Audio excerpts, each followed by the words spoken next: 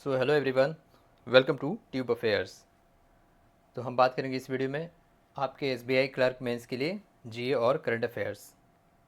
तो जैसा आपको पता है कि एसबीआई क्लर्क का प्री रिज़ल्ट आया है और मेंस आपके होने हैं 10-12 अप्रैल को। इसके बाद ही फिर एसबीआई पीओ के भी होंगे। तो एसबीआई क्लर्क मेंस में जो जनरल अवेयरनेस करंट अफेयर्स पूछा जाता है 50 क्वेश्चंस, उसके लिए वीडियो सीरीज़ है। और हमेशा किसी न किसी मेंस एग्ज़ाम के लिए आपके लिए मैं इस चैनल पर सीरीज़ लाता हूँ। तो इस वीडियो में हम बात करेंगे जो पहला वीडियो सेट है, set number 1, SBI clerk mains के लिए जनरल अवेयरनेस। उसके बारे में हम जो बात करेंगे, जिस लेवल का एग्ज़ाम होता है और जिस लेवल का एक्सपेक्टेशंस है वैसा क्वेश्चंस इसको इस वीडियो में इंक्लूड किया गया।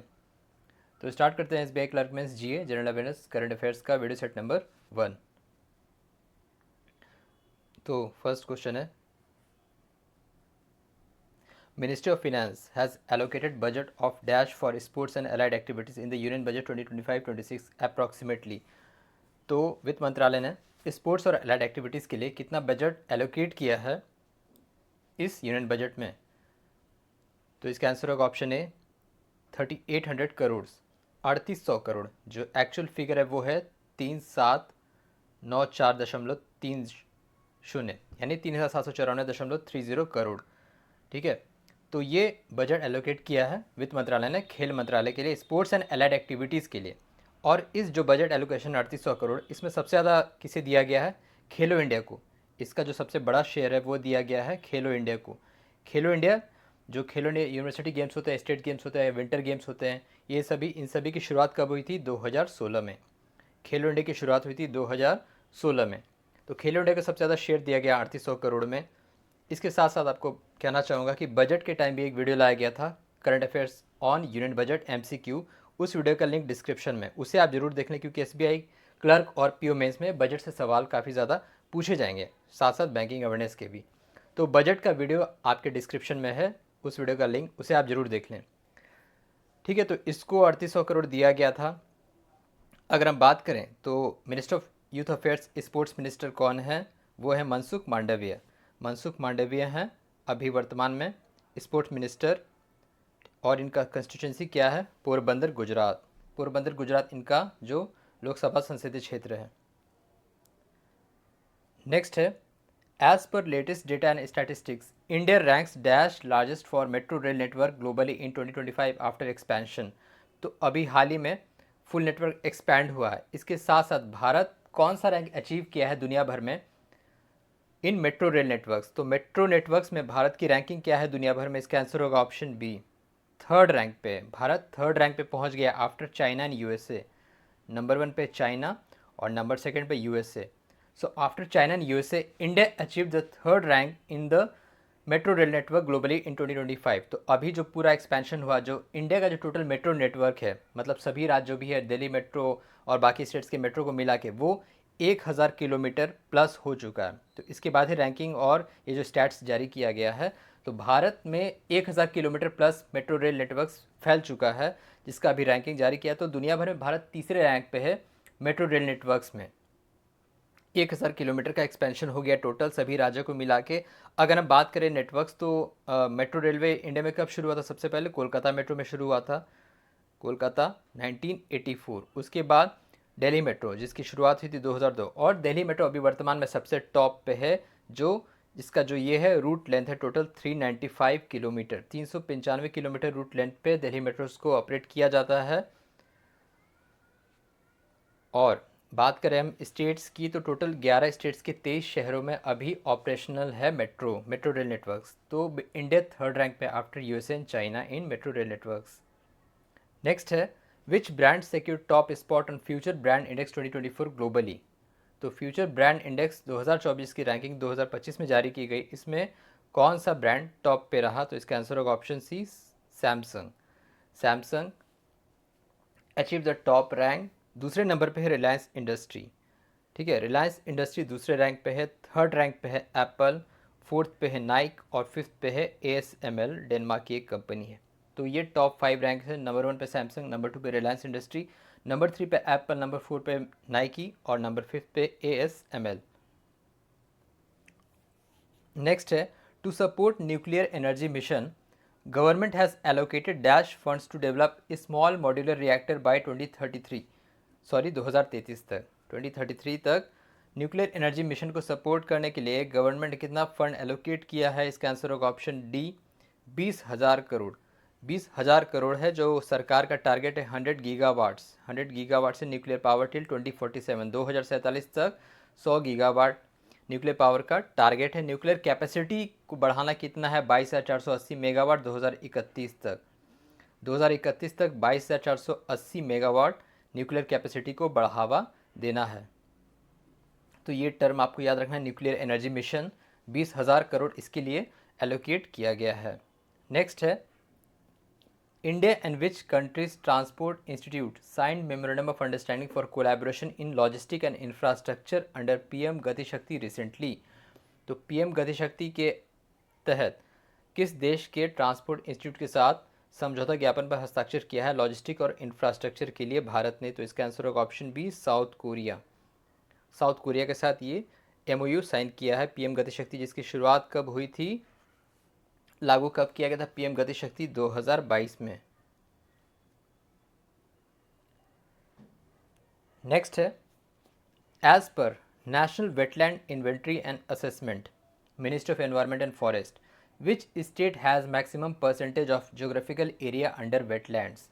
तो कौन से राज्य का जो एरिया है उसका जोग्राफिकल परसेंटेज एरिया सबसे ज़्यादा वेटलैंड के अंदर है, आर्द्र भूमि के अंदर है? ठीक है, ये रिपोर्ट किसके according? National wetland inventory and assessment, जो कि मिनिस्ट्री ऑफ एनवायरनमेंट फॉरेस्ट के अंडर आता है। तो किस राज्य में सबसे ज़्यादा परसेंटेज है एरिया का, जोग्राफिकल एरिया का अंडर वेटलैंड? तो इसका आंसर होगा ऑप्शन सी, गुजरात। कन्फ्यूजन हो सकता है क्योंकि वेटलैंड्स के तहत सबसे ज़्यादा रामसर साइट जो है वो है तमिलनाडु में, टोटल 20 है, उत्तर प्रदेश में 10 है। लेकिन जो वेटलैंड है, परसेंटेज जोग्राफिकल एरिया है, उस राज्य का जो परसेंटेज एरिया है वो सबसे ज़्यादा वेटलैंड में है, वो है गुजरात। आप देखेंगे इसका details, according to NWIA wetland inventory assessment, the total area under wetland in the country estimated at 15.260 mega hectares which around for 4.63 of geographical area. Lakshadweep has 96.12 geographical area. Lakshadweep तो यूनिट टेरिटरी है, काफ़ी कम एरिया है, तो उसका जो 96% है वो wetland के अंदर आता है, followed by Andaman Nicobar island, Daman Diu and Gujarat. Gujarat जो है 18% के साथ है, ठीक है। लेकिन उस ऑप्शन में, उस क्वेश्चन में सिर्फ स्टेट्स का नाम था तो गुजरात टॉप पे रहेगा। पुडुचेरी हो गया, वेस्ट बंगाल हो गया, असम हो गया, तमिलनाडु, गोवा, इस तरीके से ये सीक्वेंस वाइज है। अगर हम बात करें अभी रामसर साइट, तो वर्तमान में टोटल 89 रामसर साइट्स है। इसका भी वीडियो अभी हाल ही में लाया गया था चैनल पर, उसे आप देख लीजिए। तो इंडिया में टोटल 89 रामसर साइट्स है। वर्ल्ड वेटलैंड्स डे कब होता है? 2 फरवरी को। वर्ल्ड वेटलैंड्स डे होता है 2 फरवरी को। नेक्स्ट है, recently in Delhi assembly elections 2025 how many seats won by the ruling winning party BJP? Bharatiya Janata party ने कितने सीट्स जीते अभी जो हाल ही में दिल्ली असेंबली इलेक्शंस हुए हैं? तो इसका आंसर होगा ऑप्शन डी, 48। 48 सीट्स के साथ जीत दर्ज की है और बीजेपी ने अपनी सरकार बनाई है। आम आदमी पार्टी को कितने वोट्स मिले? 22। टोटल जो elections, assembly elections, legislative assembly seats हैं वो दिल्ली में कितना है? NCT, national capital territory, NCT में 70 है, टोटल 70 हैं, ठीक है। लोकसभा सीट्स कितनी है दिल्ली में? 7, लेकिन विधानसभा सीट कितनी है? 70, ठीक है। और इसके साथ साथ दिल्ली को नई मुख्यमंत्री मिली, किसके रूप में? रेखा गुप्ता। रेखा गुप्ता दिल्ली की मुख्यमंत्री बनी है, 9वीं मुख्यमंत्री और 4थी महिला मुख्यमंत्री।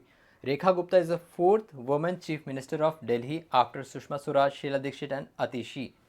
तो सुषमा स्वराज पहली मुख्यमंत्री, महिला मुख्यमंत्री रही दिल्ली की, उसके बाद शीला दीक्षित सबसे लॉन्गेस्ट टर्म, फिर आतिशी सबसे शॉर्टेस्ट टर्म, और अब 4थी महिला मुख्यमंत्री बनी रेखा गुप्ता दिल्ली की।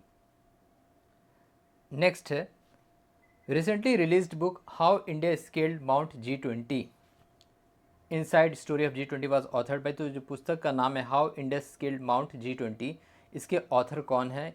तो इसका आंसर का ऑप्शन है अमिताभ कांत, जो कि पूर्व में नीति आयोग के CEO रह चुके थे और लेकिन इंडिया के शेरपा रहे G20 में। भारत में G20 कब हुआ था? 2022 में, आई थिंक, सॉरी 2023 में। 2023 में 18वां G20 भारत में हुआ था, दिल्ली में, भारत मंडपम में। तो उस समय G20 शेरपा कौन रहे इंडिया के? अमिताभ कांत, जो कि पूर्व में नीति आयोग के CEO रह चुके हैं। उन्हीं के द्वारा लिखी गई किताब है how India skill mount G20। 2024 का G20 का हुआ 19वां संस्करण ब्राज़ील में हुआ, जिसका नाम था रियो समिट। इसका थीम था building a just world and sustainable planet.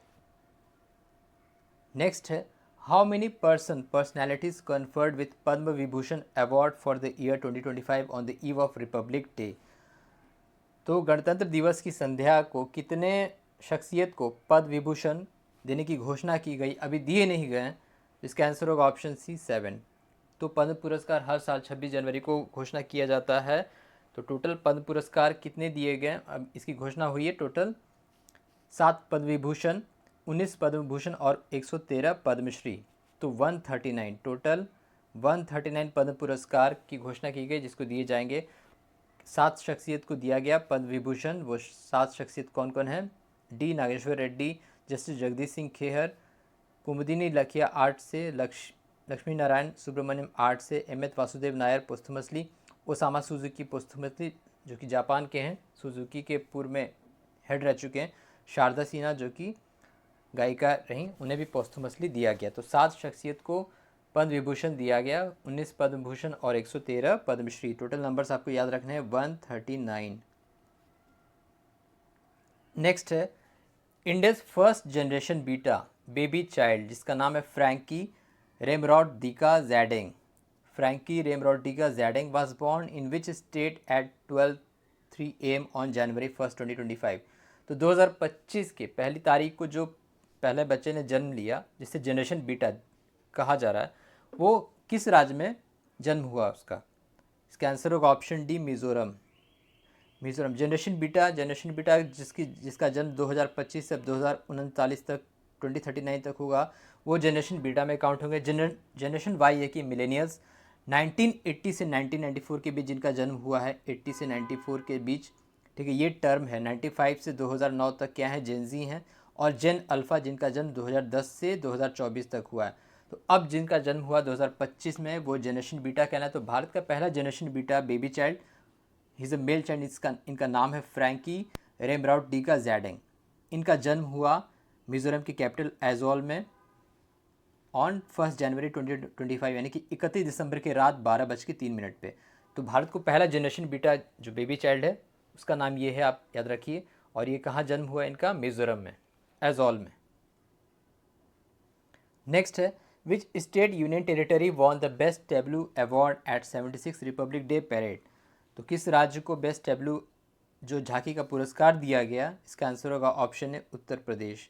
Uttar Pradesh को दिया गया for depiction of Mahakumbh and स्वर्णिम भारत 2025। महाकुंभ की झांकियाँ दिखाई गई उत्तर प्रदेश में। महाकुंभ हुआ 13 जनवरी से 26 फरवरी तक। तो उसके महाकुंभ की झांकी की वजह से बेस्ट टेबलू अवार्ड दिया गया उत्तर प्रदेश को। सेकंड पे रहा त्रिपुरा को खर्ची पूजा के लिए। थर्ड पे रहा आंध्र प्रदेश। अगर हम बात करें मंत्रालय की, तो बेस्ट टेबलू मिनिस्ट्री का अवार्ड दिया गया ministry of tribal affairs for depiction of जनजातीय गौरव दिवस, जो बिरसा मुंडा के ऑनर में होता है। जनजातीय गौरव दिवस कब मनाया जाता है? 15 नवंबर को, जब झारखंड क्रिएट हुआ था। तो ट्राइबल अफेयर्स मिनिस्ट्री को बेस्ट मिनिस्ट्री में अवार्ड दिया गया। अगर हम बात करें चीफ गेस्ट, तो 76वें रिपब्लिक डे के चीफ गेस्ट कौन रहे? इंडोनेशिया के प्रेसिडेंट H.E. प्राबोवो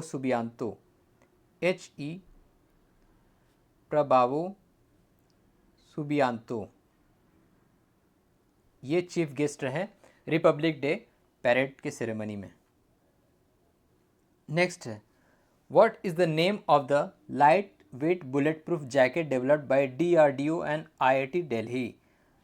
तो light proof bullet proof jacket का नाम क्या है जो IIT दिल्ली और DRDO ने मिलकर बनाया है? इसका आंसर होगा ऑप्शन बी ABHED, यानी कि advanced ballistic for high energy defeat. Advanced ballistic for high energy defeat इस जैकेट का नाम है, जो कि IIT दिल्ली और DRDO ने मिल के डेवलप किया है। तो वीडियो को यहीं पे स्टॉप करते हैं। इसी क्वेश्चन नंबर 13 से फिर कंटिन्यू करेंगे अगला वीडियो सीरीज़ आपके SBI क्लर्क मेंस के लिए। आप चैनल पे बने रहें और बाकी के वीडियोस को भी ज़रूर देखें। So thank you very much.